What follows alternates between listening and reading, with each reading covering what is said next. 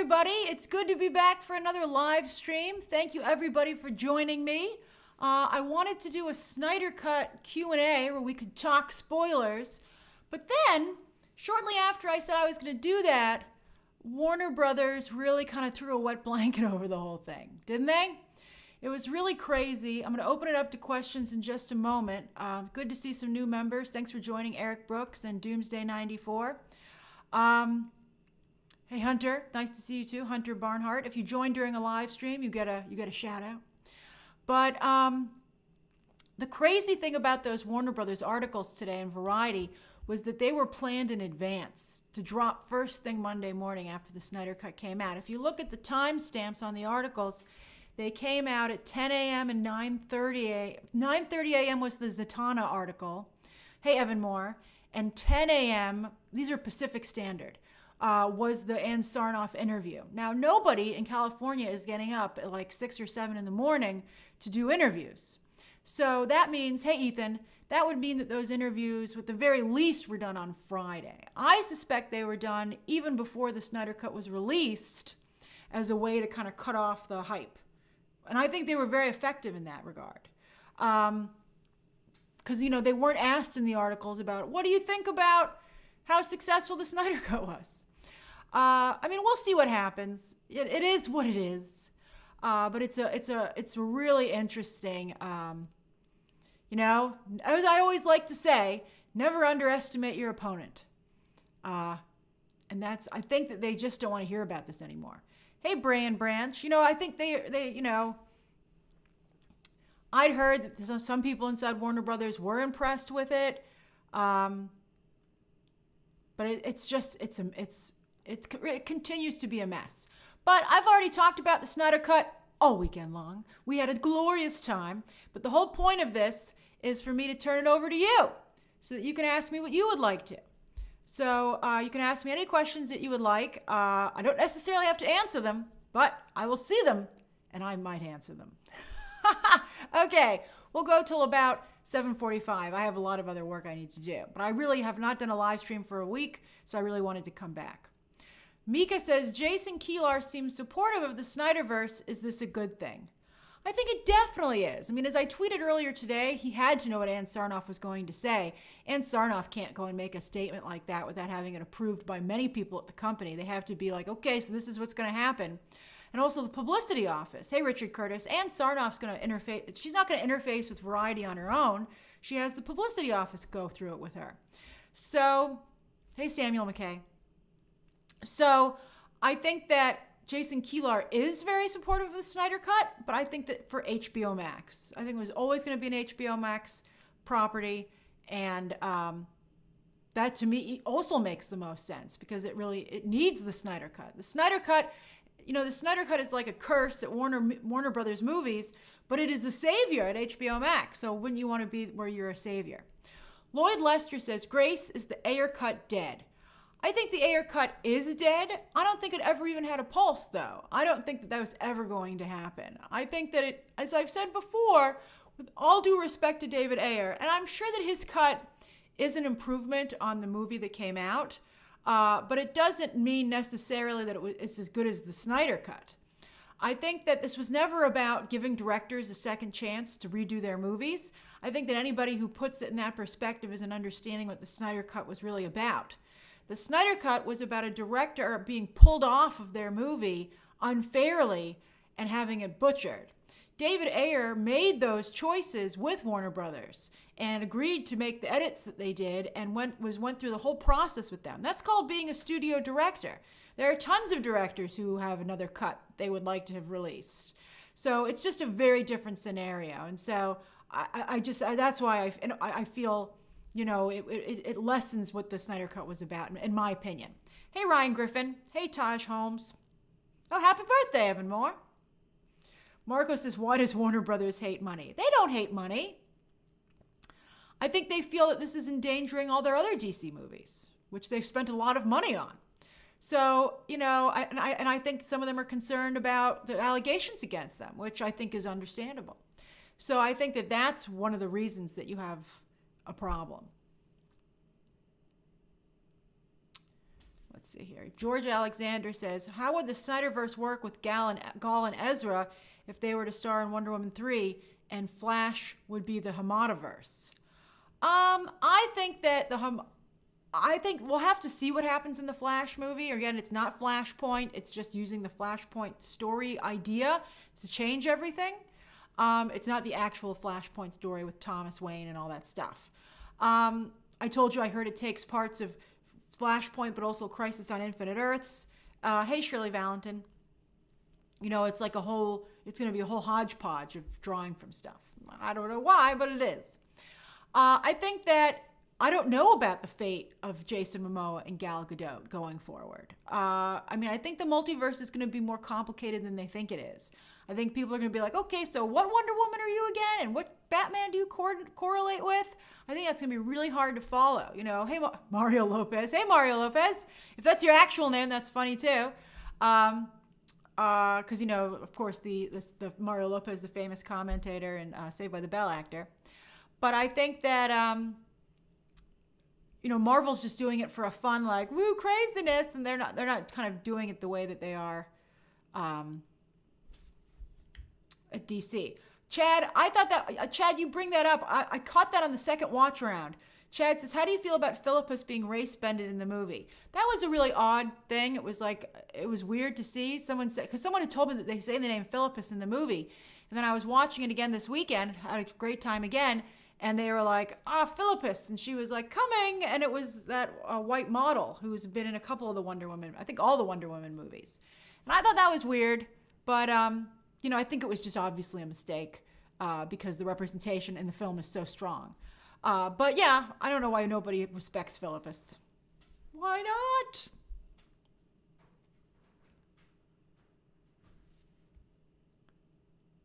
Matt says, now that Kiersey Clemons is reprising her role as Iris West in the Flash movie, do you think there is any chance that Ryan Zeng reprises role as Ryan Choi in other DCEU movies?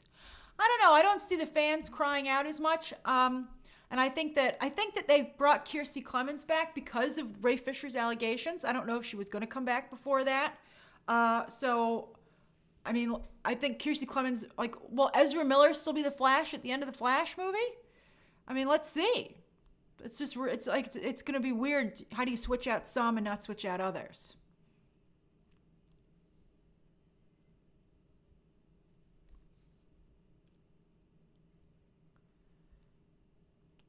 Dancing Dog 60 says, is Shazam considered the Snyderverse? I don't believe so because it never really interacted with them. You know, they had Superman's lower body in the movie and that's about it. I don't think that it has to be. Dak says, has your professional opinion about Ezra Miller changed since the Snyderverse? I feel happier about Flash movies since watching it. Yeah, I think he seemed a lot more professional. I think he clearly built up a character. I do feel stronger about him. I do think there are some big questions about that incident that was caught on camera of him grabbing a fan by the neck. I heard that he's going to start doing like some press to cover that, at least one interview to kind of explain it. And I'd be very curious to see what that explanation is. I mean, obviously he's explained it to Warner Brothers. Hey, Ricardo Estevez, and Warner Brothers sided with him. So I think that there must be some story there. And so you're probably going to get an answer to that pretty soon because I think they know that that's going to haunt the movie. It could still haunt the movie depending on what he comes up with or what the case was. It was a very short clip. It didn't look great. You should never put your hands on anyone. I think that's really, really important for everybody to realize. But we just don't know what was happening there.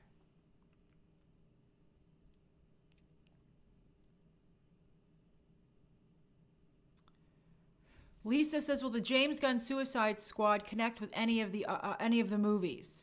I'm not sure. I mean, Harley Quinn, of course, goes around a lot, but she's become a little bit like Deadpool. Right? So she's like really a wild card character. I haven't heard if it's going to connect to any of the other films, but I think that they're really doing something that's very loose going forward. I think that they're not going to do something like the MCU where they're intricately building one story. I think that's not what they're going to do. I think they're going to and I have mixed feelings about it. I mean, I like getting different flavors, whereas the MCU is just basically all vanilla, but vanilla is the most popular flavor in the world for a reason. So it'll be interesting, but I think they're going to continue to have huge misfires and huge hits. But as long as the hits are huge like the Joker movie and Aquaman, I guess that's a risk they're willing to take. Marco, I don't think that Jeffrey Dean Morgan could come back into the Flashpoint movie. I mean, they'd have to totally rewrite the script. Hey, Raphael, because right now it's Bruce Wayne from an alternate universe. It's not Thomas Wayne. Michael Keaton isn't playing Thomas Wayne, so how would you do that? So I think that they have a little bit of an issue there.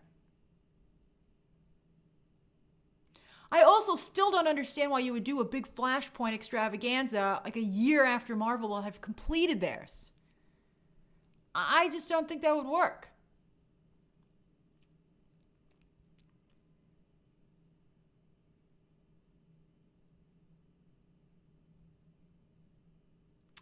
Taj Holmes says, will Margot and Jared share the screen again? I think that is extremely unlikely.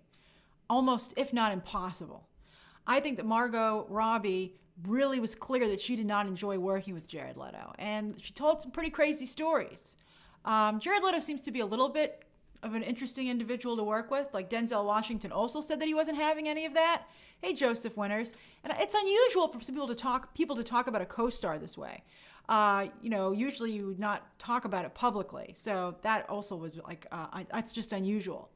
So, but I think, obviously fans like what Jared Leto is doing, so let him do it in his own space. I don't think if Margot Robbie doesn't feel comfortable around him, she should certainly not have to interact with him.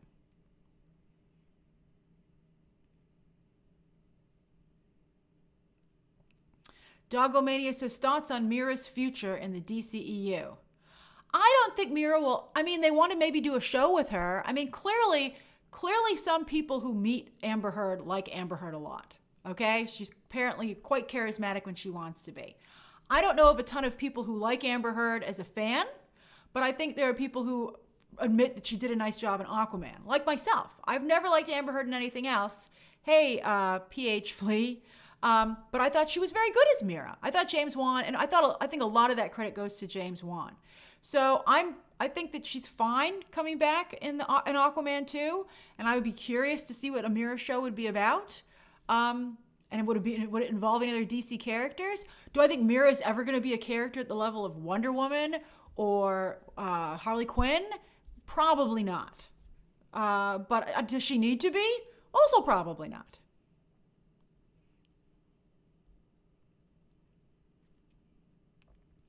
Mikey Brace says her accent did seem weird. Yeah, well, it was just because it was a different interpretation of Aquaman before James Gunn ever got started. Dwissel also wants to know why she had an accent. That's just because Zack Snyder and his team view Atlantis very differently. Like, for instance, they were like, the Zack Snyder Atlantis is very realistic. Like, they're like, yeah, there's not a lot of light down in the water. It's very murky and dark down there. Whereas James Wan was like, it's the brightest thing you've ever seen because they have, iridescence and they can see better down there. And therefore you can see too better. And I think that's perfectly valid. I like both versions of it. And I think that that's just what you're dealing with there.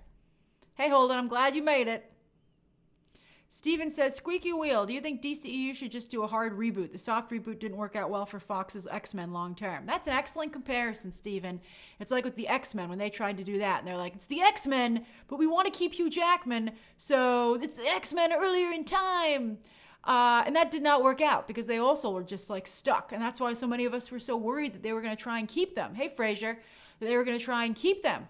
For the MCU, and why so many of us breathed a sigh of relief. The Ralph Boner thing was pretty bad, but at the same point, we're getting new X-Men confirmed, so I'm thrilled about that.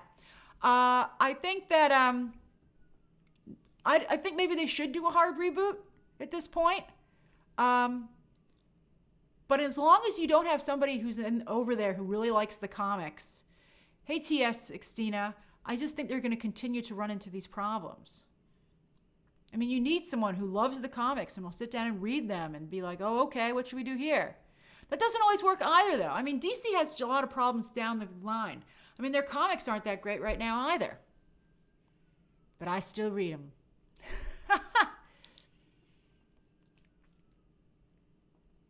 Hey, Nikon Vernobi. Days of Future Past, I want to be clear, John Hills, was an excellent movie. I enjoyed that film very much.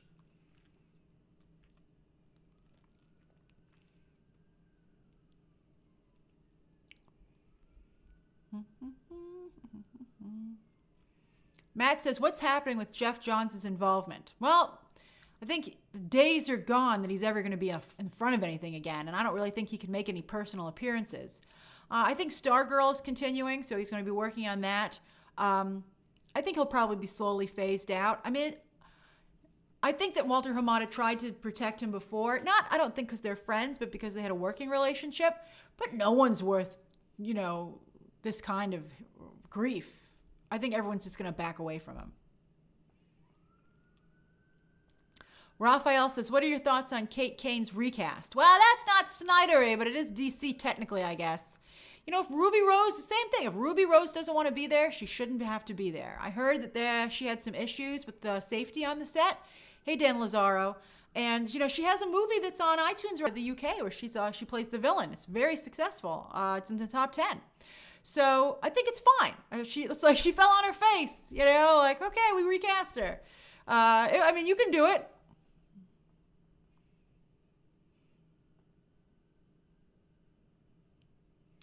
Nicholas, I haven't heard anything about the X-Men in the MCU. We don't want this to devolve into this is a Justice League Snyder Cut, Snyderverse video. So I appreciate you asking me about other things, but today we're just going to focus on those topics.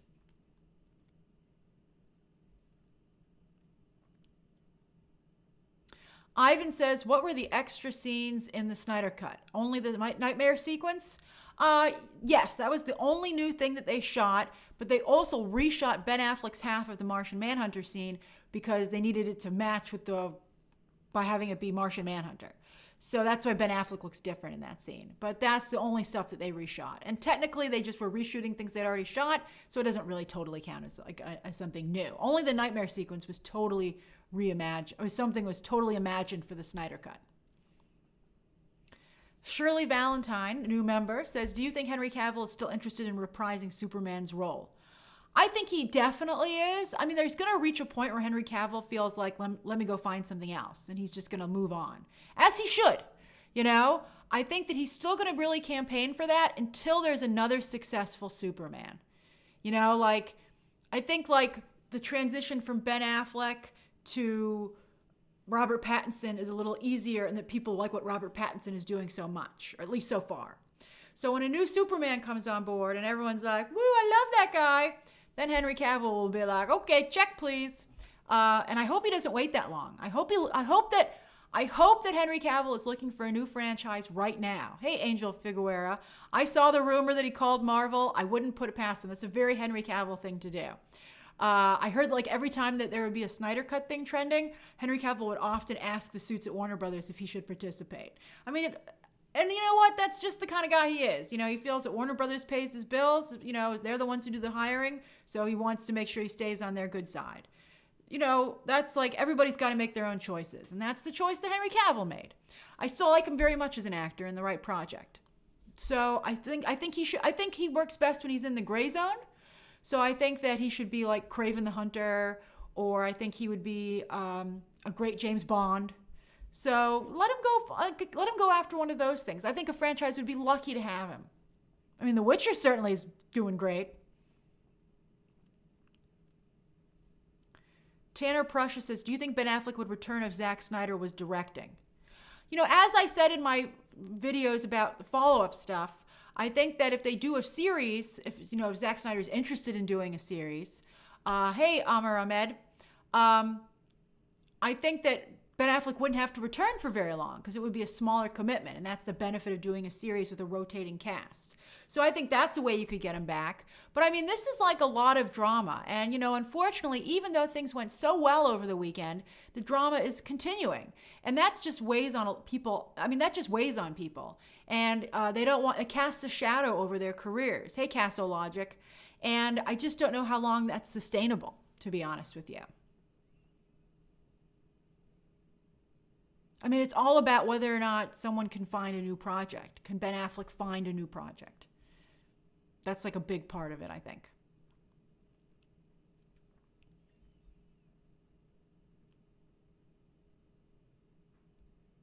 Henry Cavill for Cyclops? I don't know about that. I always envision Cyclops as he's called Slim, right? And Henry Cavill is now built like a tank. Oh, let's see here.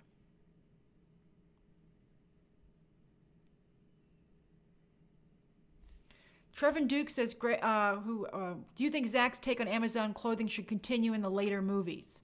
I think it depends on who's doing it.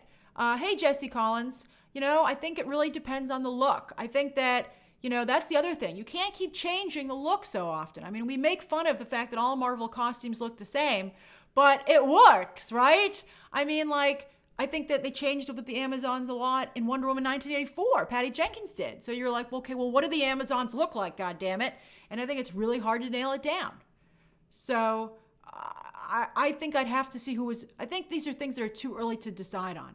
I think you need to be like, hey, who's directing it? What's the story? And then you can start to make these choices. I did like that they were warriors here, and I liked seeing more of the island and more of the people who live there.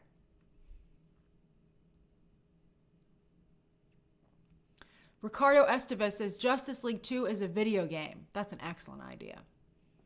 That's a very good idea. Who said that? Ricardo Estevez. You get a gold star today, and I'll tell you something that someone DM'd me. I'll read it out loud here. Chingui wrote me a really great DM, and she said, this is why you should always listen to fans, to the people who love the material, because there might be a damn good idea in there. So she liked my idea about Wonder Woman after she dies going to the underworld and having to escape. And Chingui said she could get Chris Pine while she's down there and take him out with her. And I thought that just was beautiful, and it worked so great. Like, she would follow him, she would follow Steve Trevor into death. I thought that was just a great idea. That idea was so good that Warner Brothers, I felt when I read it, if I was a Warner Brothers executive, I would buy it from her. It was just really good.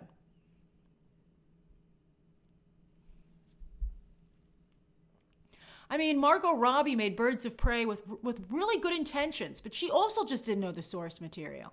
If you're not going to hire people who like the source material, then those people should really talk to the fans.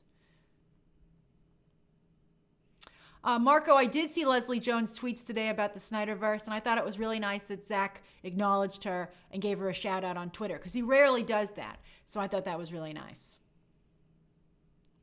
Nicholas Aguilar says, is the upcoming Batgirl movie still based on Batman Beyond?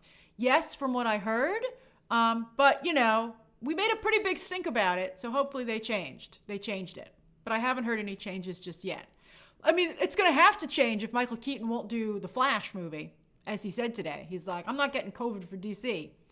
And so he's like, I might not show up. And then that would be, if he doesn't show up, that movie, could have to, maybe be canceled. Because it would have to be so backtracked at that point and so rewritten. And it's getting ready to shoot. It's in pre-production. I can't believe that he would now say that he might not do it. Maybe that's just an easy out for Michael Keaton. Maybe he's like, I don't want to deal with all this. But it would just be a disaster for that movie. Disaster. Black Adam, Lloyd Lester. Black Adam is also getting ready to shoot. I hear it's very close to shooting. I want to find out who's playing Dr. Fate. I'm excited. By the way, I think it's funny that Superman's hardly in this movie, and yet he still is the face of it. I mean, that just shows how much people like Henry Cavill's Superman. I still have mixed feelings about Henry Cavill's Superman, to be honest with you. I think I prefer him as an anti-hero. But, I mean, give the people what they want, man. I would love to know what Christopher McQuarrie's Superman idea was. I would have greenlit that in a hot second. I would be like, I don't care how I feel about anybody here. This is such a good idea. I'm definitely going to do it. TJ Williams, I think Black Adam is delayed because of coronavirus. I think it just slowed everybody down. I mean, Red Notice was in the middle of filming.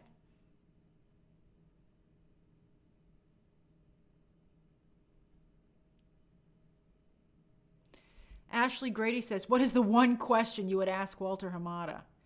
I don't know Walter Hamada well enough to ask him anything, I think, I don't think any of us know Walter Hamada very well. I really want to see what he has. I mean, that's the bottom line. What do you got, man?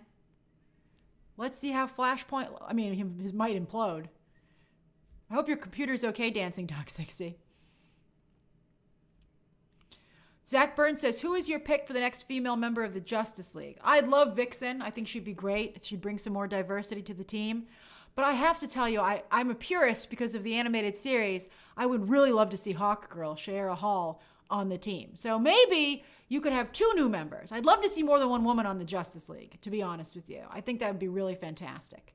So I would love to see Shayera Hall and Vixen brought onto the team. That would make me extremely happy.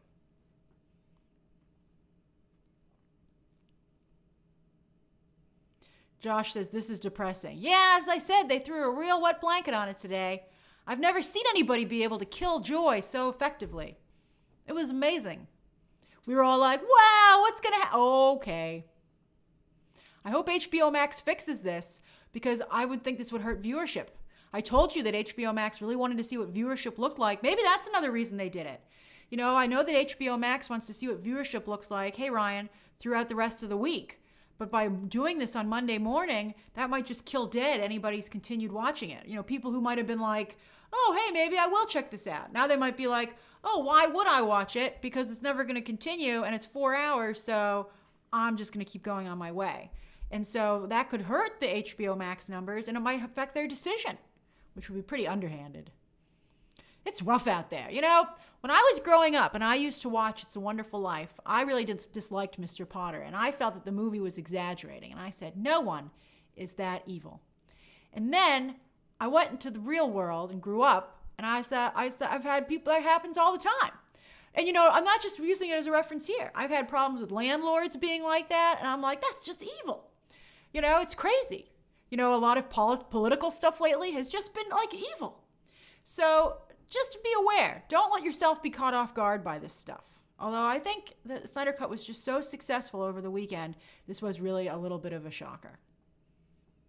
And pre-planned, locked and loaded. When we watched the Snyder Cut all happy and excited, this was ready to press print in the Variety website. That's really amazing to me. Nothing worse than a smart opponent.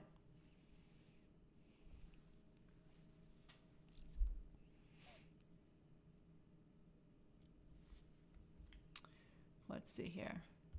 Toonlimkin says, Grace, do you think that DC's high points are strong enough to overlook potential copying, like Darkseid to Thanos?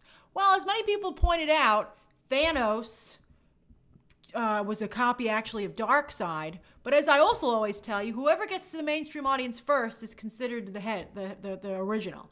So because Thanos got to audiences first, Darkseid seems like the copy. It seemed fun. I don't think he seemed that much like Thanos. I thought it was a different type of character. And, you know, I got to tell you, there's so much similarities in comic books. I mean, they have the speedsters. They have warrior fighters. It doesn't bother me. You know, I'm not like, oh, this is a Thanos ripoff. I'm like, oh, yeah, it's Darkseid. I mean, I've seen them all. I mean, Darkseid is so well established in other DC mediums, like video games, animation, and comic books, that I'm like, oh, yeah, here he is. So that's fine to me. Mika says, when will we get a Justice League 2 announcement date? If you don't have a Justice League or Snyderverse announcement in a month, then you should be nervous. I think it could take a month. It might take a lot of cajoling. That's the thing. Usually when you have everyone getting along, you can say, hooray, we're doing more. But because there's so many hurt feelings and there's so many divisions within DC, I think that, you know, it could take that long to sort it out. And, you know, again, I don't even know if Zack Snyder would want to do a TV show. You know, he might have to be talked into it, you know, or he might have to consider it or see what his other options are. You know, he's, I don't know about that story about exclusives between Netflix and HBO Max. I haven't heard anything about that. But I mean, Netflix is very invested in Zack Snyder. I know that he's working on several projects for them.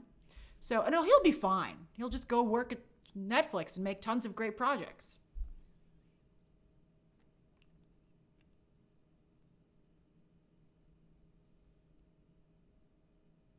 Raphael says Christian Bale should be the Batman returning since he fought the Joker. He could relate to the Batfleck instead of, I think he could, but I think, it's time. But I think that Christian Bale has also moved on. Hey, Silent Magician 7. And I think that Christian Bale is going to go do a Marvel movie. He's Gore the God Butcher. Let's see here. Joseph Winter says, new member here. I hope you really are a new member, Joseph. I'm worried the love for the Snyderverse will blind us to the fact that we are originally DC Comics fans, i.e. support DC content. Everybody for the most part likes to be happy. So if Walter Hamada can deliver solid content and Zack Snyder moves on to Netflix, then I think everybody will eventually move on. The reason that this stuff doesn't go away with Star Wars and the reason that it doesn't go away with DC is that they aren't providing good content. So people look back to the content they did like and they say, I wish that I could get that. Hey, Zach Burns, you know? They say, I wish that I could get that. But if you give them something that they like, then they'll say, oh, I'm very happy now. And that's just the way the world works. So, you know, that's really like what Walter Hamada has to do.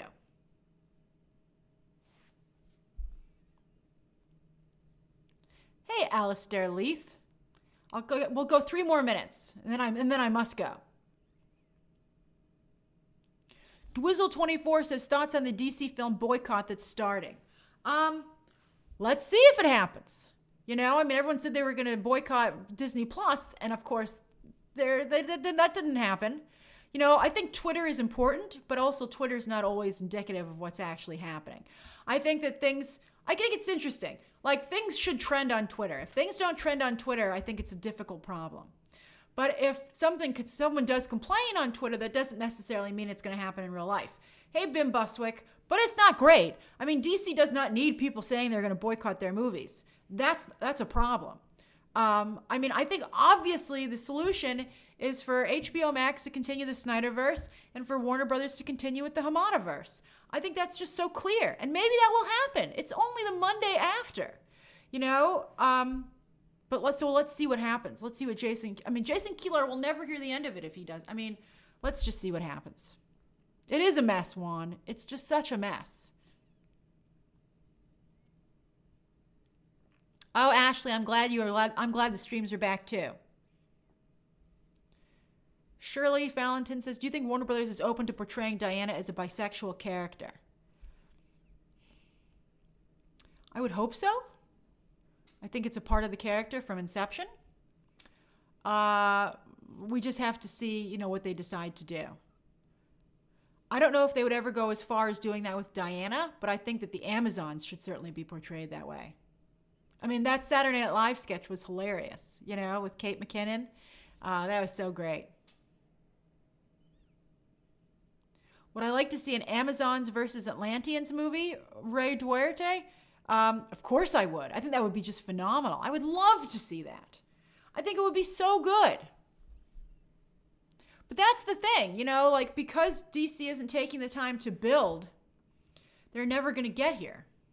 Whereas I do think that Zach was clearly setting it up, you know, with the animosity between the Amazons and the Atlanteans. He was laying a lot of groundwork. And I think that, as I said in my video, one thing that should be taken from this is that people want a story to be invested in.